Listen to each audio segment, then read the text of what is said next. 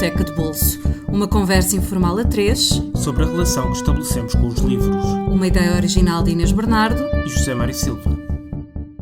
Olá e bem-vindos à primeira edição do Biblioteca de Bolso. Este é um podcast semanal que ficará sempre disponível às segundas-feiras. Poderão seguir-nos através da nossa página do Facebook, em facebook.com/biblioteca de bolso, da nossa conta de SoundCloud e em breve através do iTunes. Todas as semanas vamos ter connosco grandes leitores que nos vão falar de 3 livros com os quais mantêm fortes relações afetivas. Quem lê sabe do que é que estamos a falar e eu e o José Mário não fugimos à regra e, portanto, neste primeiro episódio vamos abrir uma exceção e falar de títulos com os quais mantemos uma relação muito especial. Um pequeno disclaimer, se ouvirem um tic-tic-tic nos episódios, trata-se da minha cadela Póvoa e isso seria todo um outro programa, mas já sabem o que é que é. Para quem não nos conhece, vamos começar por nos apresentar. José Mário, queres começar? Sim, tu, Inês Bernardo, nasceste em 1983, és de Ilhavo, licenciaste em jornalismo pela Universidade de Letras do Porto e já trabalhaste nas mais variadas áreas. Em 2012 foste selecionada para a Mostra de Jovens Criadores em Literatura com um conto intitulado Uma Saca Cheia de Andorinhas, que foi publicado na respectiva antologia. Atualmente és uma espécie de faz-tudo, de problem solver, numa produtora de televisão. O que não atenua, bem pelo contrário, a tua paixão pelos livros e pela literatura que chegaste a acompanhar de perto quando trabalhaste na imprensa. O José Mário Silva quase dispensava apresentações, mas nasceste em 1972 em Paris e apesar da formação em Biologia, cedo te dedicaste ao jornalismo, inicialmente no Diário de Notícias, passando pela RTP, na revista Time Out Lisboa, na Ler, mas desde 2008, de forma permanente e contínua, no Semanário Expresso, como coordenador da secção de livros.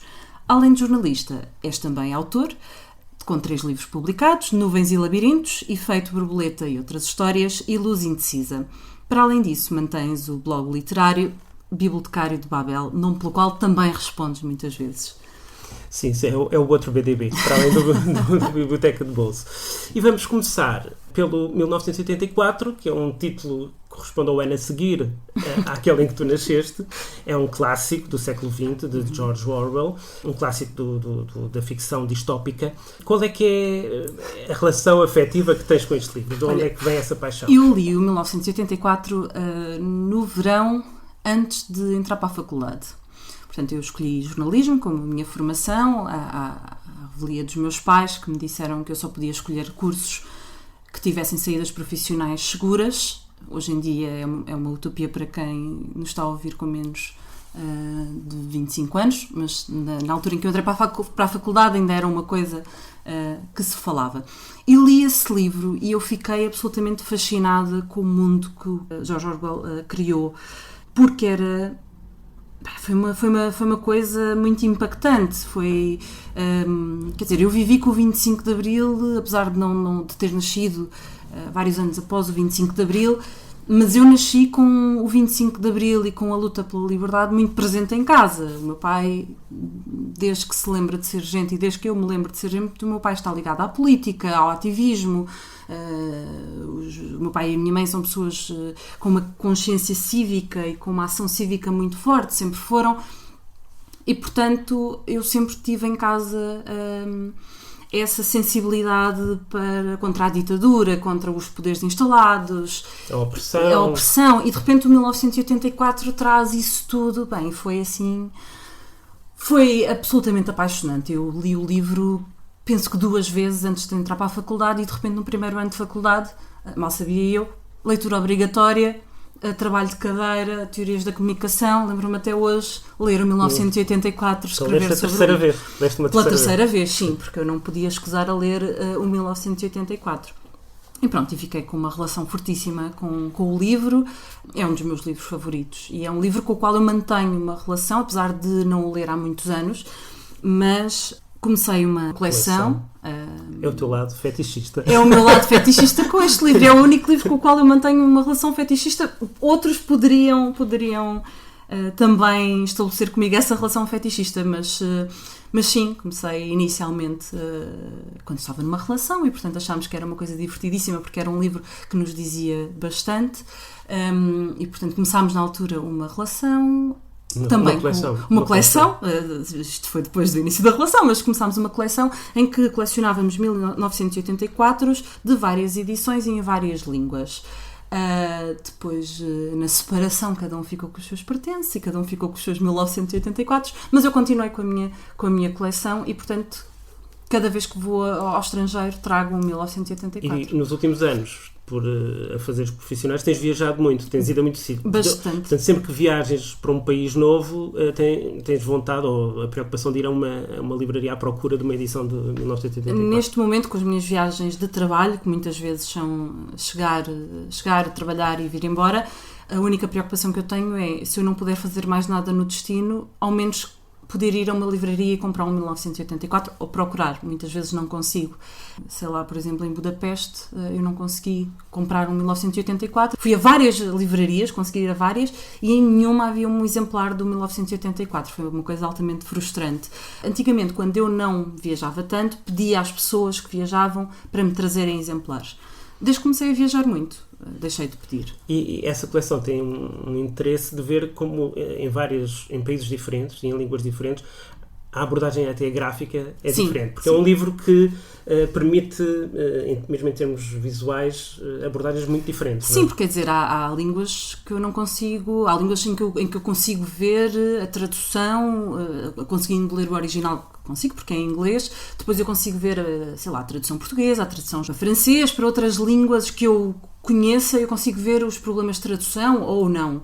Agora, eu referi-me até às capas, mesmo sim, às capas, mas para, sei lá, para búlgaro, eu não consigo ler búlgaro, portanto a abordagem gráfica acaba por ser... se alguém for à Bulgária, tu agradeces que tragam um exemplar. Sim, se quiserem endereçar, é só mandar uma mensagem privada e nós combinamos um encontro para me entregar o livro. Eu digo que o meu maior feito será encontrar um 1984 numa edição chinesa e noutras, sei lá, em coreano, da Coreia do Norte. Eu imagino que não deve existir uma edição chinesa. Eu também imagino que não, portanto, por isso é que eu digo que será Exato. Se alguém souber de uma tradução clandestina...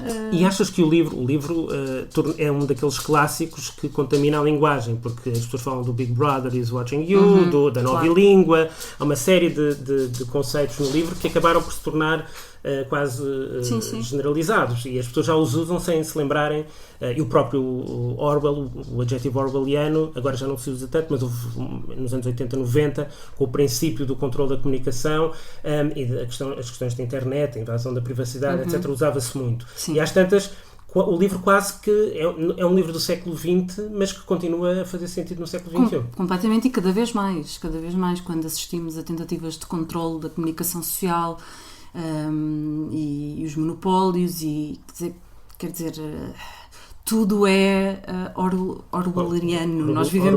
Nós vivemos num mundo absolutamente, vemos as marcas de Orwell e deste imaginário em todo o lado, quer seja na vida económica como na comunicação, em toda a parte. Se pensarmos que o protagonista, o trabalho que ele tinha era retificar retroativamente as notícias de há 50 anos nos jornais, sim. De certa forma há quem esteja a fazer esse trabalho, se calhar de forma não tão explícita, mas essa retificação da verdade ou da suposta realidade. Sim, é verdade, quer dizer, é algo que o branqueamento da história, permite, não é? O branqueamento da história e o branqueamento, e não estou a falar sequer da história longínqua, história recente, quer dizer, as pessoas hoje em dia cada vez menos, e contra mim falo, e porque eu sinto isso no meu dia-a-dia, cada vez menos temos memórias muito recentes, quer dizer, quando nos esquecemos que o Marcelo era amigo do Ricardo Salgado, e isso não é tido nem achado, nem comentado, nem falado, nem explorado. Há uma espécie de amnésia. Há uma espécie de amnésia. Tivemos o Cavaco como primeiro-ministro e de repente toda a gente elege o Cavaco como presidente da República, apagando completamente o que foram os anos do cavaquismo em Portugal. Concordas com aqueles que dizem que há um excesso de informação que leva, ao mesmo tempo, paradoxalmente, a uma espécie de amnésia coletiva? Sim, claro que sim. E não só uma amnésia, mas também... andamos todos anestesiados, quer dizer, eu acho que estamos todos muito anestesiados às notícias que saem, se calhar pela abundância e se calhar porque pelo excesso em todos os aspectos. Mas passando agora para ti, passando-te a bola, vamos começar com o Dom Quixote, que foi a tua primeira escolha do Cervantes. Não é? Por falar em clássicos. Conta-me como é que chegaste ao livro, a importância deste livro. O Italo Calvino tem um livro muito interessante chamado Porque Ler os Clássicos, e ele dá várias definições de clássicos, e uma das definições que ele dá é que o clássico é um livro que nunca acaba de dizer aquilo que tem para nos dizer. Isto é válido para o 1954, é válido também para o Dom Quixote. E tem essa característica dos clássicos, é que podem ser lidos de muitas maneiras e são inesgotáveis. Portanto, as leituras também são inesgotáveis. Eu cheguei ao Dom Quixote ainda pouco tempo depois de aprender a ler, em versões muito simplificadas. Havia também na minha infância uma série televisiva espanhola, tinha uma versão muito rudimentar, mas seguia os traços principais da história, e a figura esguia do Dom Quixote, acompanhado pelo Sancho Panza, é algo que mesmo quem nunca leu a história conhece. Faz parte do são uma imaginário. espécie de ícones e que até representam uma espécie de estereótipos que são reconhecidos por toda a gente. E é muito interessante porque eu li essas versões mais simplificadas e gostei da história, identifiquei-me com o Dom Quixote e continuo a identificar-me de tal maneira que ele está presente em muitas áreas da minha vida, até em algumas que se calhar não devo referir. Com segurança pessoal, vamos chamar-lhe assim. Etc, mas pronto, não vamos por aí, é melhor não ir por aí. Tens noção que vais ter de substituir todas as tuas passwords neste são momento? São muito subtis. Acho que ninguém chega lá. Depois li mais tarde, ou seja, nós temos noção de que conhecemos os livros clássicos e depois na realidade não os conhecemos, porque ao ler descobrimos sempre outras coisas. Por volta dos 20 anos, quando já estava na faculdade, num verão li de seguida em castelhano, portanto uma edição pura e dura que tinha imensas notas. Eu não li as notas e portanto tive aquela sensação, é um livro do início do século XVII, com uma linguagem do século XVII, e portanto eu não compreendia tudo, ainda por cima em castelhano, mas eu preferi seguir. Não fui ver as notas para saber exatamente a que é que se referiam as referências míticas ou mitológicas do Cervantes, mas deixa-me arrastar pela história. E aí descobri, de facto, a riqueza extraordinária do Quixote, que é uma história feita de milhentas histórias, de poemas, de histórias apócrifas, E descobri, fascinado, que não só é o primeiro grande romance moderno, como eu acho que é o primeiro grande romance pós-moderno. E é extraordinário que o primeiro romance moderno já, de certa forma, se antecipe aos grandes vanguardismos do século XX e à questão da metaliteratura, por exemplo. É um romance tão espantoso quanto isto. Para além de, às vezes, a meio de uma sequência narrativa, é interrompida e não se explica porquê. Há, por exemplo, na segunda parte do livro, que foi publicada 10 anos depois, as personagens que o Dom Quixote e o Sancho Panza vão encontrando leram já a primeira parte e, portanto, têm consciência de que eles são personagens e leram as suas histórias e, portanto, já sabem quem eles são e o que é que andam a fazer. E depois há muitas pequenas maravilhas, como por exemplo no famoso capítulo 6º da primeira parte, em que o cura e o barbeiro estão a selecionar os livros da biblioteca do Dom Quixote e a queimá-los e a lançá-los para a fogueira. Portanto, havia os que iam diretamente para a fogueira e outros que ficavam ali numa espécie de limbo, e às tantas dão com um livro de um tal de Miguel Cervantes, La Galateia, que foi o primeiro livro que o Cervantes tinha publicado em 1580 e picos. E fazem uma espécie de...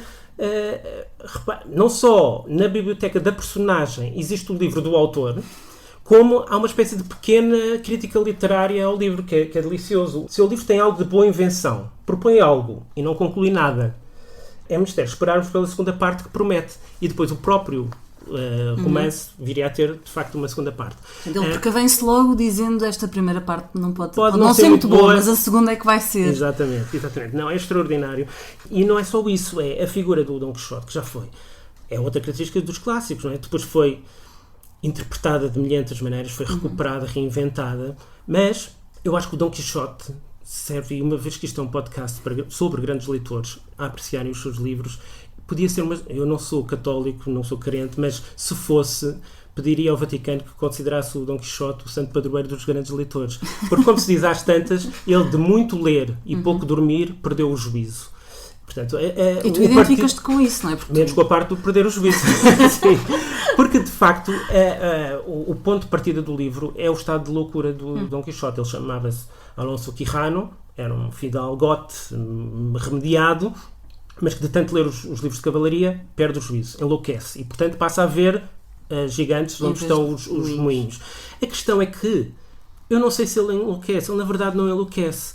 Ele fica com uma espécie de lucidez tão extrema que faz derramar do mundo da ficção e faz com que o mundo da ficção se sobreponha ao mundo real. E a questão é que, não sei se isso é loucura, se é de facto um estado avançado de lucidez. Porque o que ele vê não é o real, é o que o real devia ser. Daí depois todas as conotações utópicas que a personagem tem. É um livro absolutamente espantoso. Tu leste-o sem as notas, e portanto em castelhano, sem as notas. A Margaret Atwood no outro dia falava, a propósito do romance que ela escreveu, que só será publicado pela primeira vez daqui a 100 anos, dentro do projeto da Livraria Mundial, que se calhar daqui a 100 anos, quando o romance dela sair, vai ter de ser publicado com notas de rodapé, porque a língua é um organismo em evolução e que as pessoas já não vão falar da mesma forma e vão precisar de imensas notas de rodapé para ler. Tu achas que com o aumento das notas de rodapé no Quixote, que o Quixote se poderá perder ao longo dos tempos? Acho que não. Até te posso dizer outra coisa, que é, neste momento eu estou a fazer, não sei se será a terceira, se a quarta leitura do Quixote, mas estou a relê-lo muito lentamente com os meus filhos. À noite, nas semanas em que eles ficam comigo, eles são eles que pedem, eu nunca lhes iria impor uma coisa desta, mas eles pedem-me e de facto estão muito fascinados com a história e eu todas as noites não chego a conseguir ler um capítulo, leio menos, portanto a progressão é muito lenta, mas eu vou lendo exatamente o texto integral, portanto com todas as referências que para nós hoje são estranhas, quer sobre lugares, quer sobre o vocabulário que descreve as partes de uma armadura, ou da sela de um cavalo, ou as referências aos romances de cavalaria, e algumas eu vou, de facto, explicar, porque senão eles não percebem o que é que está a acontecer, outras saltamos, mas o que eu verifico é que, independentemente desses obstáculos, que é o facto da realidade do século XVII não corresponder em nada ao que eles conhecem, à nossa realidade presente, o que é essencial, que é a relação entre o Dom Quixote e o Sancho Panza e com as pessoas que eles vão encontrando, é absolutamente intemporal. E, portanto, compreendamos ou não tudo o que o Cervantes lá colocou, todas as referências, a história continua a funcionar e a funcionar maravilhosamente. Vamos então passar agora para o terceiro livro, para o teu segundo, que é a breve e assombrosa vida de Oscar Wilde, do Junot Diaz, um escritor americano de origem dominicana, da República Dominicana. Ganhou o Pulitzer, é um livro, é de facto um livro extraordinário. O que é que há de paixão na tua relação com este livro? Olha, eu li este livro na sua versão original, portanto em inglês, e a meio do livro tive uma vontade arrebatadora de tentar lê-lo em português, porque fiquei muito fascinada com o trabalho de linguagem que ele tem.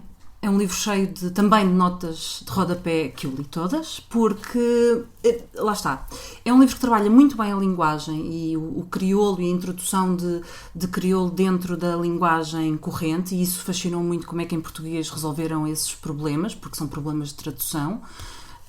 É quase Spanglish, não é? É um Spanglish, sim. Ele não fala, não é propriamente espanhol, não é propriamente inglês.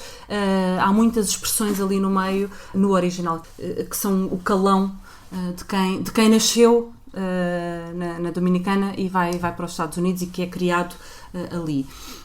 E depois há uma estrutura que é muito interessante, cheia de notas de rodapé, em que as notas de rodapé muitas vezes são mais longas do que os próprios parágrafos onde estão inseridas, mas que fazem parte da narrativa e que são bastante importantes e que acrescentam muito à narrativa.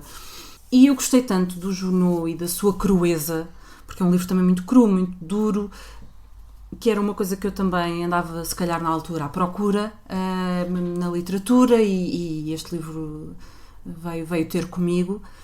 E eu fiquei tão fascinada que fui ler tudo do Junot Diaz e, portanto, sou assim um bocadinho uma groupie. Fui ler os contos também. Fui ler o primeiro livro de contos que ele tinha, o Drown, e tenho lido sempre o Junot Diaz em inglês.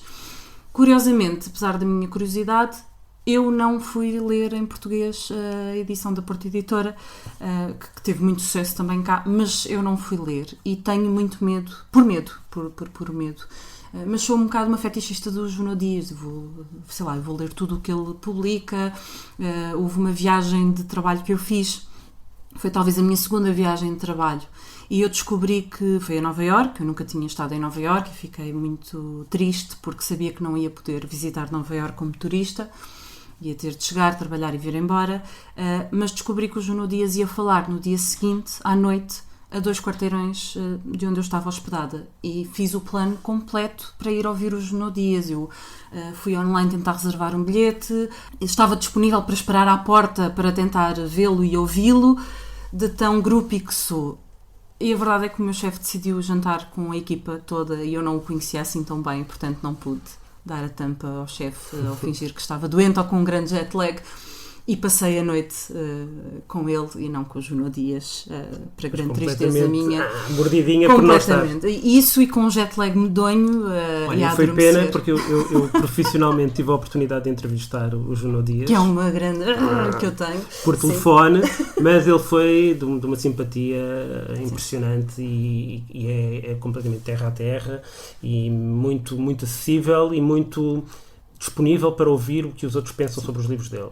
Sendo que de facto é um autor, e se calhar podemos também falar um bocadinho sobre os contos, um autor singular dentro da produção americana contemporânea. Obviamente o facto de ele ser de origem dominicana, ele fez da vida dos dominicanos. Há muita tendência dos escritores que vêm ou da China ou de Cuba para os Estados Unidos de procurarem a identidade e a raiz dos sítios de onde vieram nas comunidades onde estão inseridos nos Estados Unidos. E, portanto, podia ser só mais um escritor desses que escreve sobre o facto de ser um filho de dominicanos a viver nos Estados Unidos. Mas é mais do que isso, porque ele de facto, faz uma análise do que é ser dominicano e até dos códigos do machismo, por exemplo, da importância de ser macho, que também está no Oscar Wilde, que tem a frustração de não conseguir estar à altura do que é suposto ser o dominicano machão, não é? O Oscar Wilde é a antítese do que é o dominicano, o que é percebido como o dominicano puro. Não é? O macho, ele é o gordo, galã, é feio, é frágil emocionalmente. Nada, ele não consegue engatar. Tem o sonho de engatar alguém, mas nada, não consegue. Nada, tem charme zero. E o dominicano, em teoria, não é nada disso. É o engatatão, o tipo que está convencido que consegue seduzir todas as mulheres e mais algumas. Consegue, realmente. Mas nos contos esse mundo está lá. Mesmo está às vezes o irmão do narrador e o próprio narrador, as suas experiências com mulheres. Sim, e a visão, aliás, o Junot, até lido de uma forma mais superficial, eu acho que ele pode ser muito facilmente catalogado como um machista, porque ele fala do machismo, ele retrata o machismo, e muitas das suas personagens na primeira pessoa são altamente chauvinistas e machistas. Misóginas. Completamente, mas há muito além disso, há muito além disso. E este retrato tão... Tu percebes que é ficção, quer dizer, percebes que o Junot Dias, eu não o conheço, infelizmente, mas não me parece que seja assim. Espero que não seja assim, que é a coisa mais terrível que pode acontecer, é conhecermos um autor e ele ser o oposto daquilo que nós esperamos que ele seja. Acontece muitas vezes. Acontece muitas vezes, é verdade.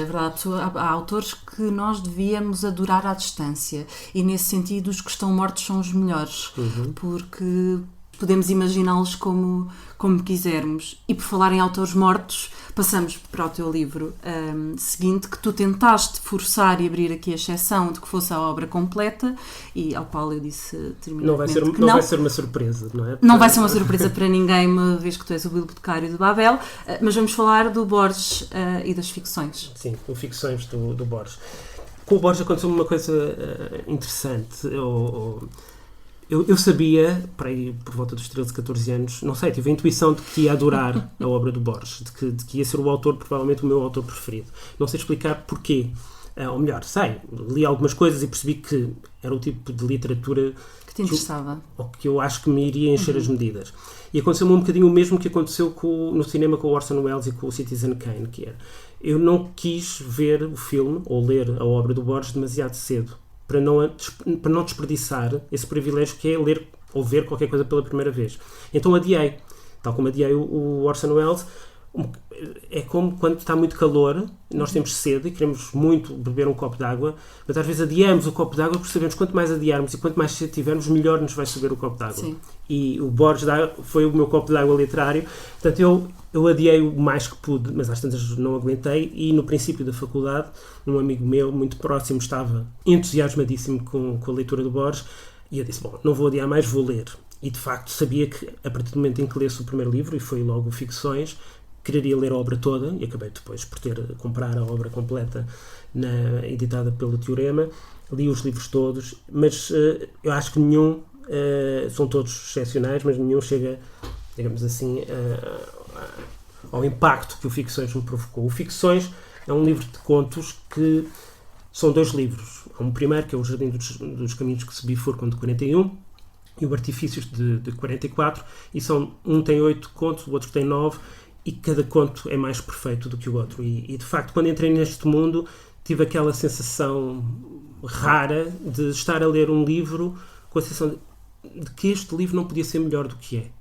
E fui de deslumbramento em deslumbramento.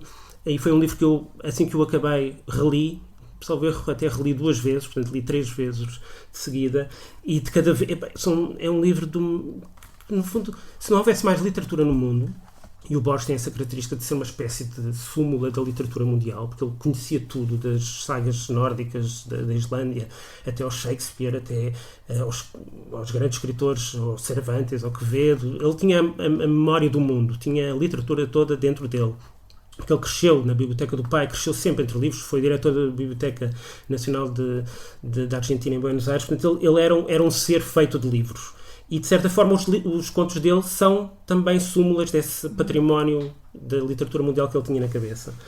E é como se todo o resto da literatura desaparecesse e ficasse só Ficções. De certa forma, é uma espécie de essência da literatura toda que se criou. E ele, no prólogo, diz uma coisa muito curiosa, que é também uma espécie de definição do que é o Borges. Diz ele: desvario laborioso e empobrecedor é o de compor vastos livros. O de espraiar por 500 páginas uma ideia cuja perfeita exposição oral cabe em poucos minutos. Melhor procedimento é simular que esses livros já existem e oferecer um resumo, um comentário. Alguns dos contos do Ficções são justamente notas de leitura de livros imaginários e são absolutamente maravilhosos. Depois, eu gostaria de falar sobre, por exemplo, não me vais deixar, eu sei, estás já a controlar o tempo. Gostava muito de falar em detalhe do Pierre Menard, autor do Quixote, porque tem a ver com o livro de que falámos antes, não é? Mas pronto, não posso deixar de falar da Biblioteca de Babel. Pronto. Sim. Porque de facto é um conto absolutamente espantoso, em que o universo é a biblioteca. E é a biblioteca infinita ou ilimitada, depois, talvez não seja infinita, isso é discutido no próprio conto pelo narrador, que é um dos bibliotecários, porque há cada vez menos, porque se vão suicidando, mas é um universo que é a própria biblioteca e onde existem todos os livros possíveis. Esta ideia é fenomenal. E o que é curioso é que ele faz equivaler o universo à biblioteca, mas houve astrónomos que calcularam que tamanho é que teria a biblioteca, como ela é descrita pelo Borges. E curiosamente seria maior do que o próprio universo. E acho que isto diz muito sobre a força deste conto absolutamente genial. Mas tu sabes porque é que os bibliotecários se suicidavam? O Cervantes explica. Ler muito leva à loucura. Leva à loucura. Não, e neste caso é a procura de livros que façam sentido, porque como existem todos os livros possíveis, a maior parte dos livros não faziam. Pronto, está bem. Leiam. Mas pronto, eu de certa maneira, quando escolhi o nome a dar ao meu blog sobre livros e literatura e escritores, achei que, por um lado, tinha que fazer uma referência ao Borges, e acho que este conto é, de facto, de certa forma, é isso que eu sou, um bibliotecário de Babel, à procura de um sentido na grande biblioteca do mundo. E fazemos agora a passagem para a escolha que mais me surpreendeu das tuas 3. Os outros 2 eu sabia que, pelo lado de colecionadora que tu tens de 1984, o João Dias eu sei que é um dos teus escritores preferidos, e embora eu saiba que tu gostas de poesia, fiquei muito surpreendido por teres escolhido O Medo, do Alberto, como um dos livros com os quais mantens uma relação afetiva forte. Isto, deixa-me adivinhar, remonta à adolescência. Certo? Sim, tardia, mas sim, remonta à adolescência. E eu acho que o Medo, o Alberto em geral, mas o Medo em particular, é como um daqueles primeiros namorados que temos. dos quais nos separamos quando chegamos à idade adulta.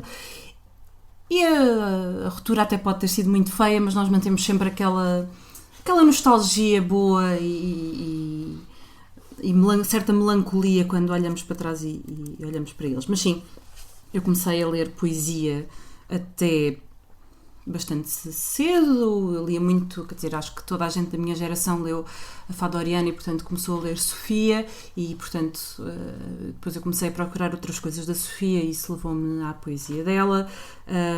Espero não perder nenhuma amizade com este livro que acabei de escolher, mas... Porquê? Não vamos por aí. Não vamos por aí, mas pronto, comecei a ler poesia, mas lia essencialmente aquilo que me estava disponível, que na altura não era muita coisa, quer dizer, não tínhamos a internet como temos hoje, em Ilhavo não havia nenhuma livraria, em Aveiro poucas livrarias havia, mas... Quer dizer, eu não as visitava assim tão frequentemente, porque para ir para Aveiro, apesar de ser muito próximo em termos geográficos, em termos de mobilidade, não era assim muito fácil. Portanto, eu lia Sofia, lia algumas coisas. Entretanto, no 12º ano eu tive um professor de filosofia que trazia poemas para as aulas, no início das aulas. E apesar de eu ter absolutamente detestado as aulas de filosofia, principalmente as que se referiram ao Kant, isso é um capítulo da minha vida que eu apaguei por completo, tudo se eclipsou na minha memória, mas pronto, mas ele começou a falar de outros poetas e eu comecei à procura e fui dar ao Alberto. E pronto, e o Alberto para mim era aquilo que eu estava a precisar e o Alberto também me mostrou outra forma de fazer poesia, que não era só rimar, não era só fazer esse jogo de linguagem, era muito mais.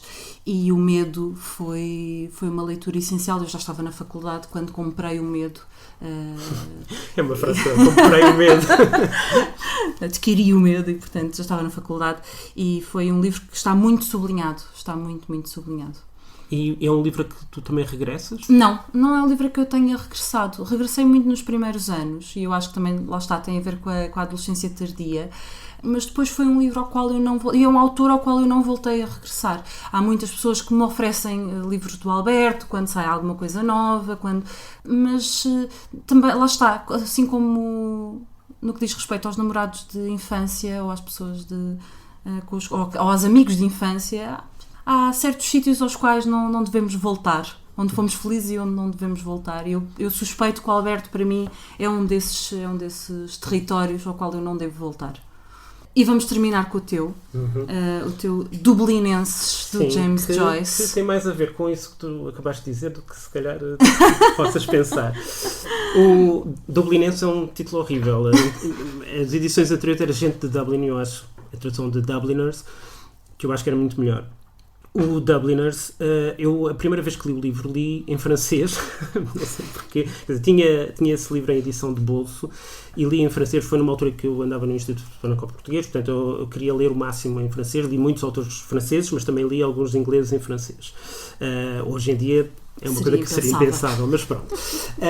E li em francês. E o que é que aconteceu? É um livro muito bom e é um livro da fase inicial da obra do James Joyce. E é muito curioso, que é um livro que é escrito no princípio do século e capta, no fundo, a vida da classe média de Dublin antes da independência da Irlanda. Mas já há muito presente a questão da identidade irlandesa, da luta pela independência. E são retratos humanos maravilhosamente bem escritos e descritos, são realistas. E é como, uma vez fui a um museu em Barcelona, do Picasso, e vi quadros magníficos que ele pintou na fase de aprendizagem, retratos maravilhosos, com o nariz no sítio certo, com os olhos no sítio certo, nada de cubismo. Ou seja, para ele chegar ao cubismo, primeiro teve que dominar muito bem as formas. E o Joyce, antes do experimentalismo do Ulisses, e mais ainda levado ao extremo o do Finnegan's Wake, foi um escritor absolutamente clássico e sólido, e isso está no Dubliners. E eu gosto muito dos 15 contos todos, mas há um que está muito, mas muito acima dos outros. Eu acho que está provavelmente acima de quase tudo que se escreveu em língua inglesa, e felizmente acho que não sou o único a pensar isso. Há muita gente que o considera o conto mais perfeito em língua inglesa, que é o último que fecha a coletânea, o The Dead, que é um conto longo, já é quase uma pequena novela, e que é um conto absolutamente admirável. Eu releio muitas vezes, depois li em português, li já várias vezes em inglês, reli-o há relativamente pouco tempo, e que é de uma perfeição. Eu não vou detalhar o conto, mas basicamente temos uma personagem que é o Gabriel Conroy e a mulher, Greta, que vão a uma festa em casa das tias dele, e há uma descrição muito detalhada. Estamos a ouvir aqui a povo atrás a espirrar.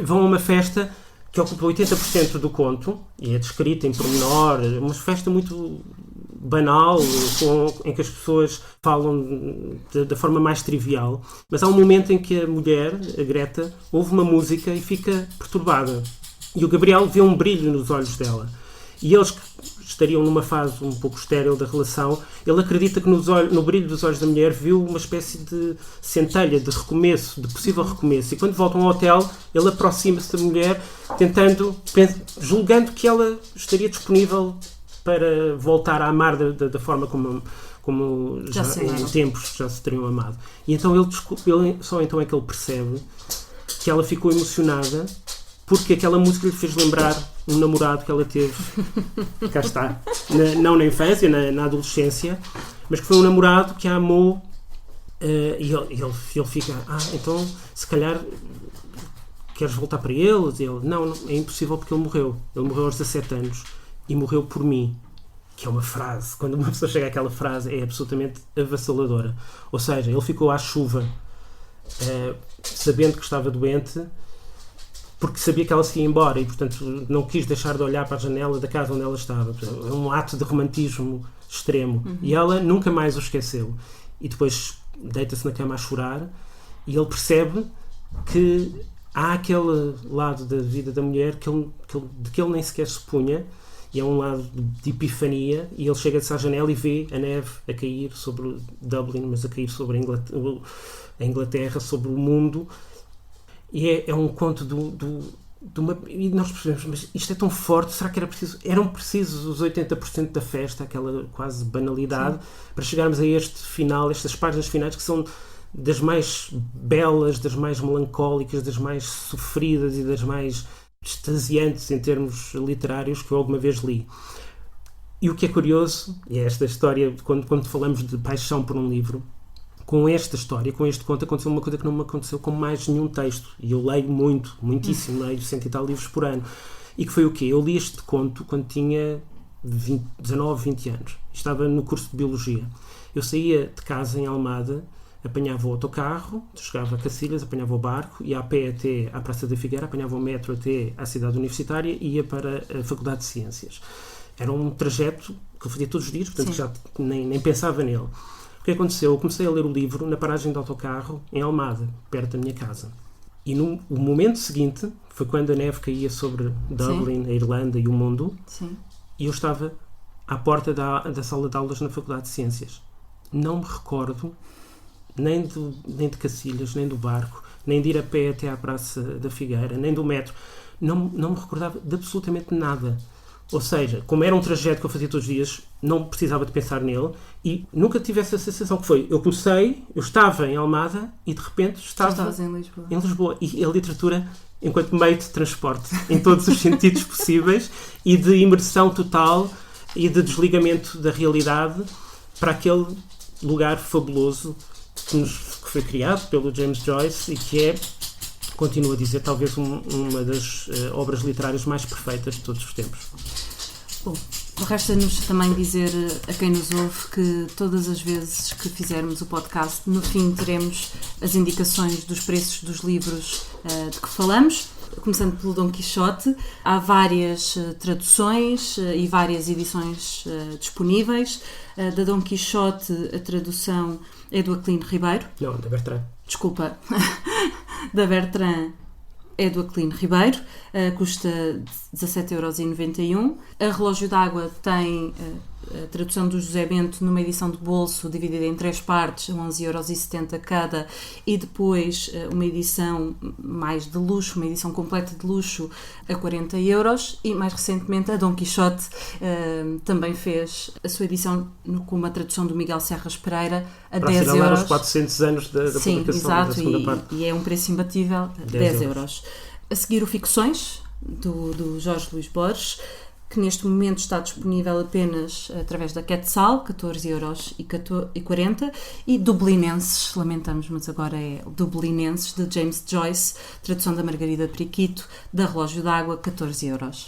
E quanto aos teus, do 1984, de George Orwell, também há várias edições, a mais recente das quais é da Antígona, custa 16€. A Breve e Assombrosa Vida de Oscar Wilde, de Junot Dias, se conseguirem ler em inglês, é preferível sempre ler em inglês. Foi publicada pela Porto Editora. Está disponível, e isto é interessante, por 8,30€ na edição em papel, porque o livro é de 2009, e por 9,99€ na versão e-book, ou seja, a versão digital é mais cara do que a versão em papel. Quanto ao Medo, de Alberto, neste momento pode ser encomendada. Nas livrarias não é fácil de encontrar. A edição de 2009 também da Ciro Alvim, com a belíssima capa de Paulo Nusolino, com uma fotografia de Paulo Nusolino, por 40€. E resta-nos agradecer, esperamos que tenham gostado. Vão até à nossa página do Facebook, deixem-nos críticas, likes, e esperamos por vocês novamente para a semana. Até para a semana.